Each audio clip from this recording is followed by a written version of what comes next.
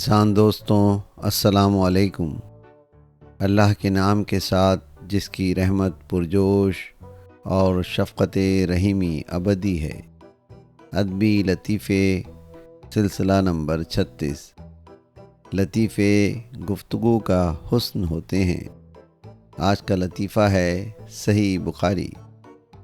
پطرس بخاری کی ہمشیرہ کی شادی ہوئی۔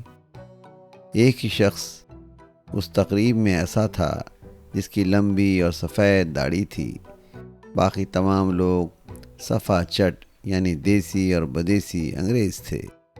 خواجہ حسن نظامی نے اپنے طرز کی ایک صورت دیکھی تو سالک صاحب سے استفسار کیا، حضرت اس بھری مجلس میں وہ ایک صاحب جن کی صورت میں اسلام ہے وہ کون ہیں؟ سالک صاحب نے کہا، آپ انہیں نہیں جانتے، وہ بخاری صاحب کے والد ہیں۔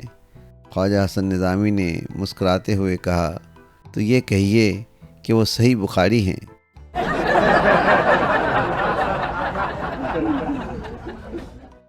امید ہے کہ آپ کو پطرس بخاری کا یہ لطیفہ پسند آیا ہوگا۔